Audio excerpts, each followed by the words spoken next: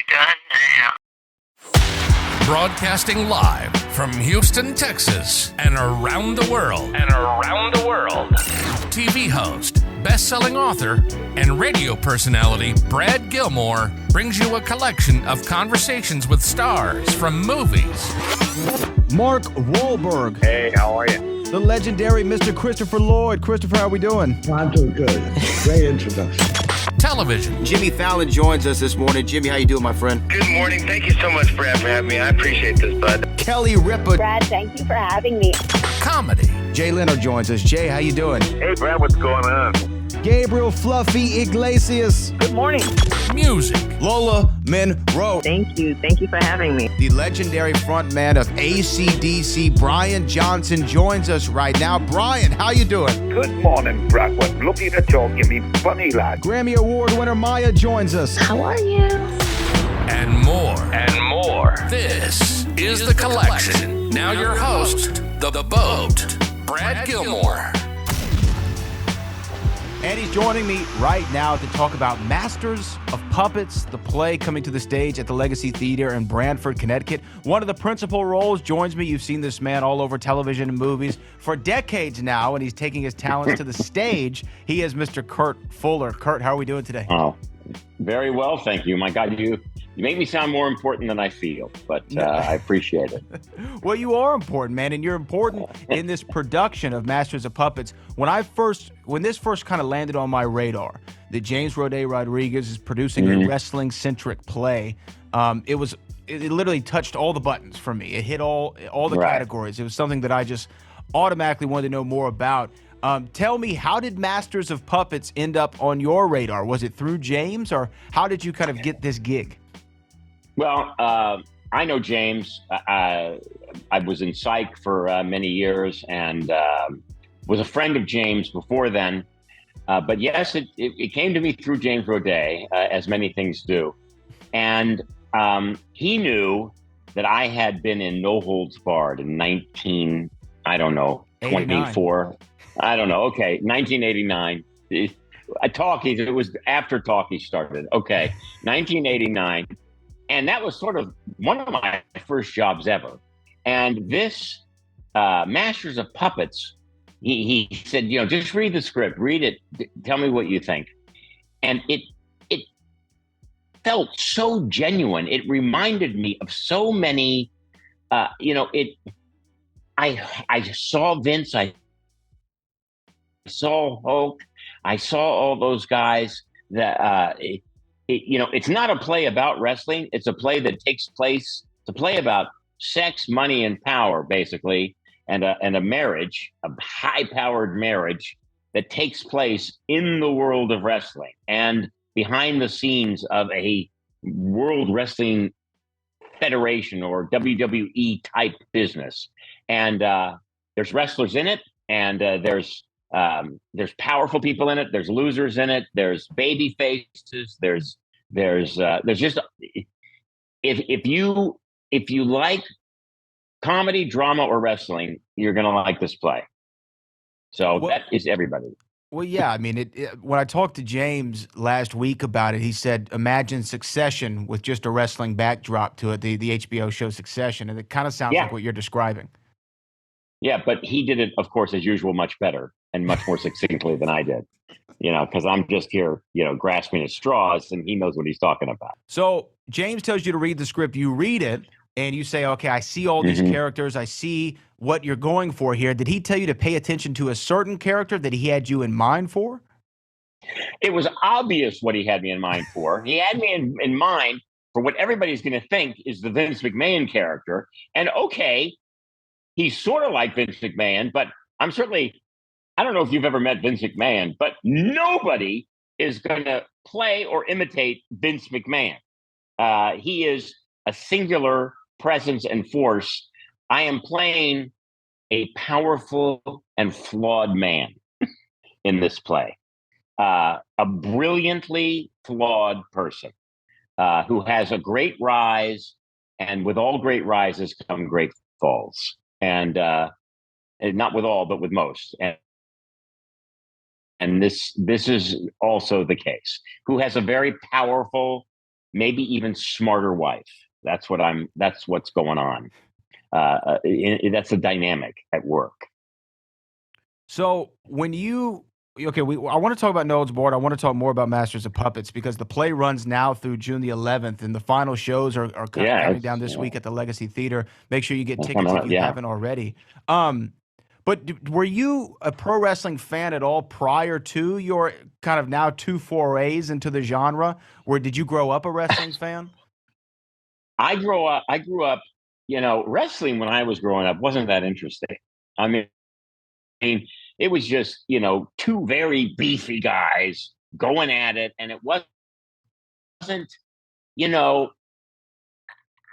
I don't know exactly when it was turned into like what it is today or how it started, but it wasn't when I grew up in the 50s.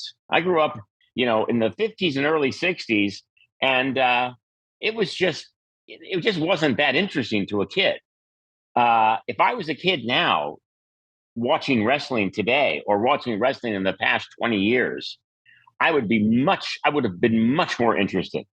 And so when I did the movie, I thought of wrestling as the way I used to see it, with these two guys just sort of bouncing off the ropes and running into each other, bouncing off the ropes and slamming each other with their arm, and just wasn't, all the stories and all the drama and all the everything. It just wasn't there. And that's the genius of probably Vince, or his dad. I think his dad did it the other way, and he took it to the next level. When I finally met Vince and met Hulk, or Terry, as he insisted I call him, and all the wrestlers that would come to the set and I was fascinated by it. And, I started going to, they asked me to go, and I wanted to go to a couple of big events, and it blew my mind.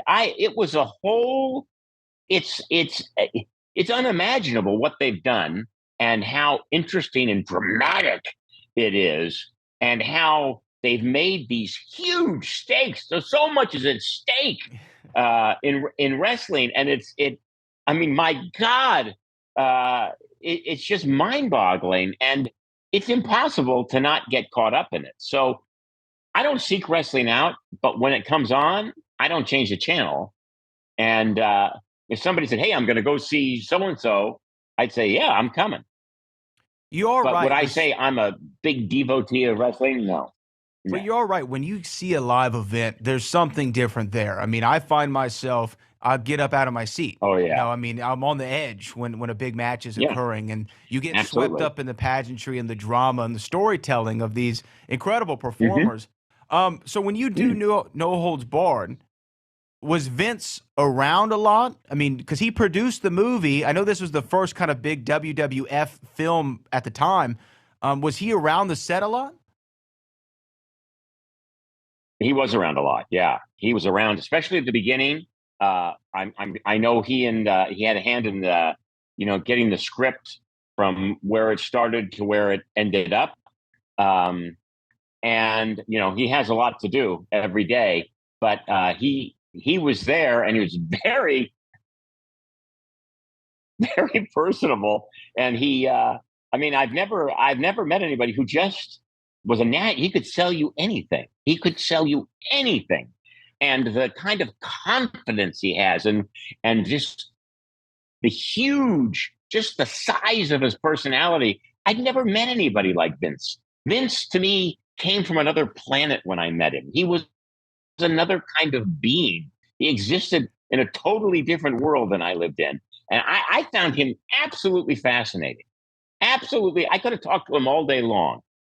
So was Vince, you mentioned that he was involved in the script from the early goings. He was on set. He's a producer, which is kind of a vague term, but I'm sure he had his hand in everything. Did he have his hand in casting? Was he involved in your casting at all? Oh, listen, I was a completely unknown actor at the time. I was selling real estate when I auditioned for this movie, trying to make it in show business. And I went in, and physically I was big, kind of big, tall, but not big, and have a kind of menacing presence when I want to.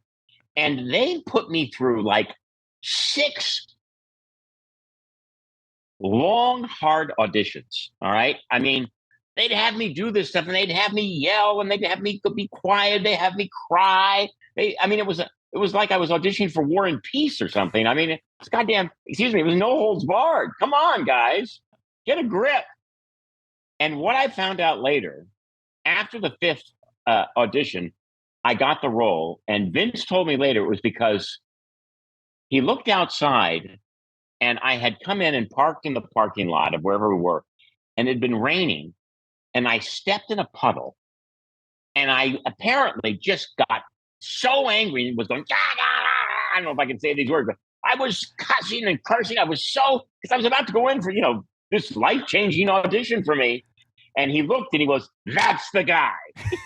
So it wasn't even anything I did in the room. It was what I did on the way to the room. And that just shows you, that just shows you on such things, your whole life can change, That's an incredible story. I mean, it sounds, from what I understand of Vince McMahon, and I've only been around him once in my life, but it sounds like something that would, kind of tee him off of, "Oh, this is the guy. Get him now." Oh, he thought it was hilarious. He couldn't stop laughing about it, because he loves. I mean, these wrestlers love to get each other. I mean, they're constantly yanking each other's chains in major ways. They can be so vicious to each other just to laugh. So, this was right up his alley. If I'd fallen in the water face first, he would have liked it better. And if people who have not seen No Holds Barred, it's definitely pro wrestling, not just from the story, but it's over the top. Like, it's big, it's huge. It's a big performances, and Hulk included in that. Terry, as he said, you were for him to work with. Did you enjoy? Because this is at the height of Hogan. This is like the biggest he was in that 88 to 90 range. He was a massive star. Yeah, he was huge. Everybody knew who he was. And the things that interested me about Hulk, first of all, talking about big acting, they kept saying to me, "Bigger, yell, be bigger." And I went to Vince once and I said, "Vince, come on. This is too big. You're having me say things in a way that humans don't speak." And he said, "Kurt, you're acting across from a guy who's about 6'8" and he's wearing blue spandex. You can't be big enough." And he had a point. When you see the movie, he has a point. And Hulk, number one, even then, the thing that amazed me was how his body, how many operations he'd already had, and how messed up. I mean, you say wrestling is fake, the pain is real, and those moves are incredibly athletic. And he did it. The guy hit. The heavy in this was this very large actor named Zeus in the movie, Tom Tiny Lister. Yeah. Who we just lost, unfortunately, but he looked like he was in incredible shape. He and Hulk kind of messed around one day. Hulk could have killed him. Hulk was so much faster, so much more flexible, so much more athletic. Tiny looked like he was standing still. He didn't know what to do. I mean, it just shows you the athletes these guys are, and the women too.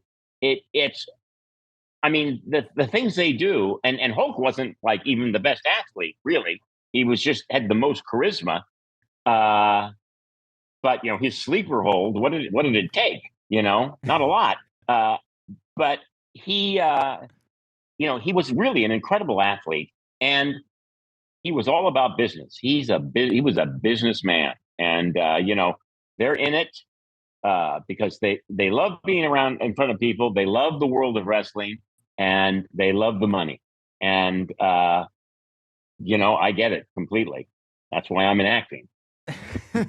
How for you though, was No Holds Barred, did it feel like a launching point? Like afterward, did you feel like, hey, now I have a credit that I can really put on there and say, look, I did this movie? Or was it one of those things that you're like, Not so much. Like Okay. I'm not going to get a lot of work out of this. I'm going to be on at the time because I hadn't done anything. It was a huge deal. I mean, I was a guy, I did 4 lines on Knight Rider at the time, the original Knight Rider. Something else, Father Dowling Mysteries. Shows that people weren't even alive who were listening. They weren't born yet. I did these shows. So, and this was a major, and Vince made it sound like, I remember the opening weekend we opened the same day Indiana Jones 2 opened. Okay. And I said to Vince, this is typical Vince McMahon. I said, Vince, we're opening the same day as Indiana Jones 2. And he goes, we're going to kill him. We're going to kill them. We're going to wipe their ass. And I thought, man, only this guy, he's unbelievable. And, we did not, but we didn't die either. I thought it was a big deal, but in the world of Hollywood, I'm lucky to have gotten beyond it. Okay. The world of Hollywood and the world of wrestling do not mix that well. And the movie is, for a wrestling movie, it's perfect. It's actually got great cinematography, but it's a wrestling movie. And they're not, it's nothing that I can't believe that 35 years later, we're talking about No Holds Barred. Yeah. If If you had told me then, I would have said, you're out of your mind. And here we are. So who gets the last laugh, I mean, that movie still, people talk about it. It's kind of amazing. Yeah, no, it's still in all wrestling circles and even beyond. It's one of those like right now I'm actually working on a project revolving around 1989, and it's one of those movies when you talk about that year, it has to be brought up. It really does. I know. You have to bring up No Holds Barred. It's just unavoidable. I agree, and I think, I mean, if they told the truth, I think they'd say they were disappointed. I think they thought it was going to be much bigger. I think they thought it was going to do huge business, and it did wrestling business. It got only hardcore wrestling people, and it satisfied them, but it didn't expand. And I think that's what their plan was. And I don't know why. I don't know. I mean, I sort of know why, because it was a huge, broad, like a wrestling match. And that, it's almost too big for the camera. So, but it's interesting. It's, you could do a study of why No Holds Barred didn't make $200 million, because I think they certainly thought it would. Well, Vince thought that they were going to kill Indiana Jones. And again, it's that sometimes I wish I had that almost irrational confidence. You know what I mean? Just to walk through a day as with that amount of irrational confidence. Absolutely. I mean, as an actor, we're sort of bred to be insecure. They want you to worry all the time because they don't want you to ask for any money. So they want you to feel. But if I had that kind of confidence, my life, I think, would be much different. It would be a better life, because I would have no doubts. I would just go straight ahead. And if something bad happened, it was because the other people were wrong, not because I was wrong. And, that's a it's a gift and it's a curse, really. But I wish I had a little bit of that. I'll tell you, I agree. Did No Holds Barred help you get Ghostbusters 2, or was that already in the pipeline for you? Because they came out the same year. It came out the same year. No, that was before No Holds Barred came out. I got Ghostbusters 2, but No Holds Barred helped me get Wayne's World. Surprisingly enough, how did that happen? One of those,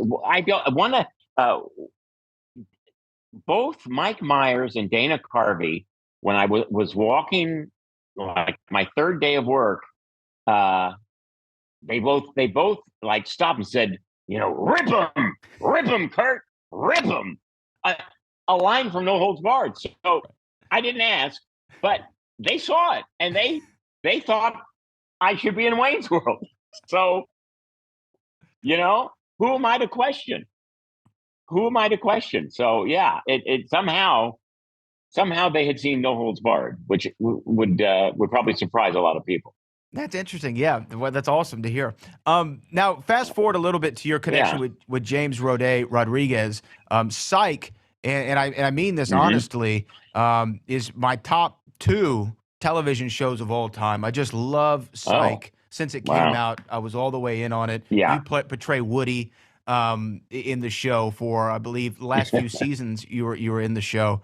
And you really felt like a very important part when you came on and were in Psych. Woody, for people who don't know, was kind of an over-the-top, eccentric what coroner? Is it a coroner that you were, I guess? Coroner. Right, yeah. Yeah, coroner.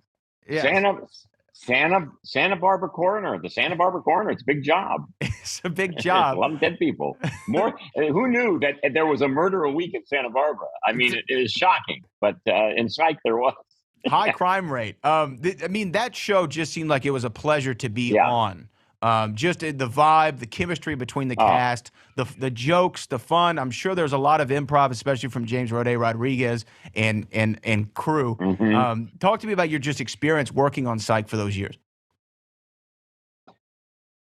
If you go on the Internet Movie Database, I have over 200 credits. Okay. Wow. From today, I do a show on Paramount Plus called Evil.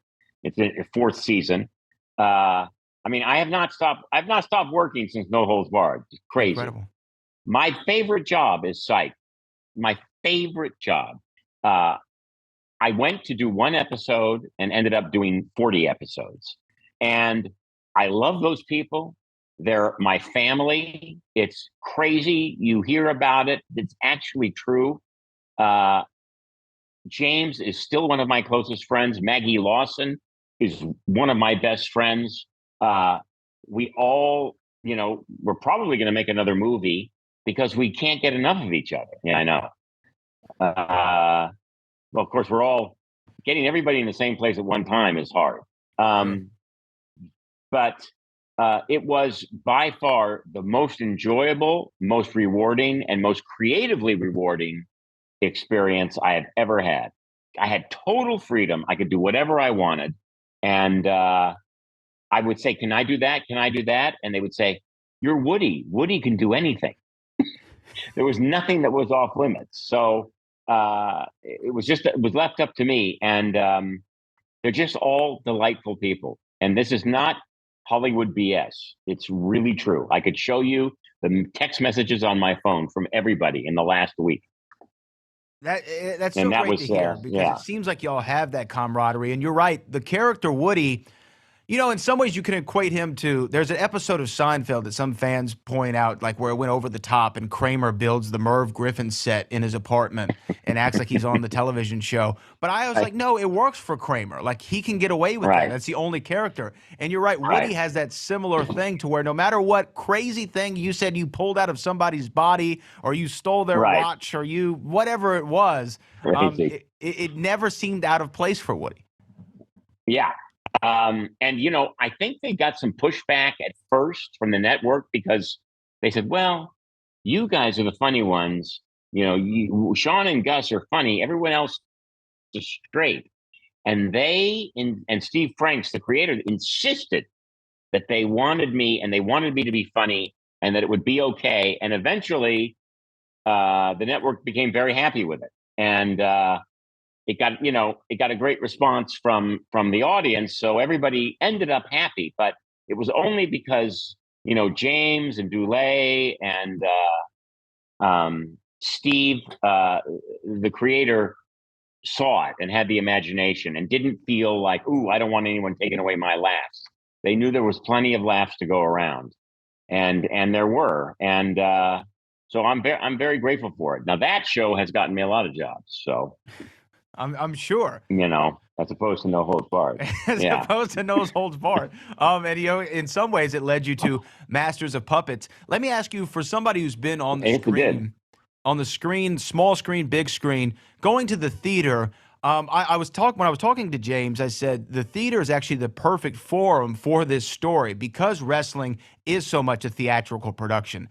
It's live. It's in front of an audience. You're looking for feedback. If you're a baby face, you want them to cheer. If you're a heel, you want them to boo, and you want that instant gratification. For you as an actor taking the stage, is there something satisfying about getting that instant feedback from the audience? That's a very insightful comment. You should do this for a living. It's true. It is. Wrestling is theater. It is performance, and this play and babyface, heel, and what wrestling is. It's all addressed in the play. It's all there, and the lives and loves and fears and hopes are all there, and it's so great.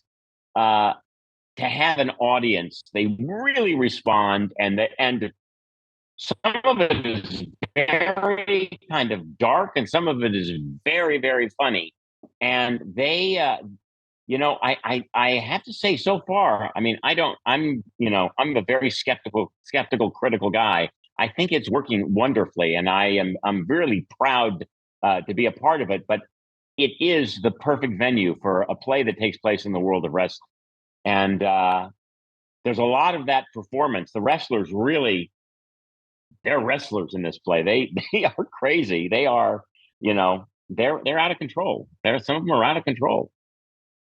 Now, for a play like this that's on a shorter run, this isn't something that's going to go for a year or what have you, at least in its current incarnation. Do you feel as though, even though you're in these last final 5 shows, I'm assuming with the more reps you get, the more gelled the cast becomes, the better the timing is. You know when to emphasize certain jokes more than others. When you get to that kind of rhythm and then it's over, it's almost somewhat of a shame, right? Yeah. I mean, honestly, when we end, it was always going to be this limited run. They have other things they have coming in. It was just really, it's the first time. This is a brand new play. It's the first time. It's sort of like doing a test in front of an audience and then going back and re-editing and reshooting and whatever. We're just going to be hitting our groove.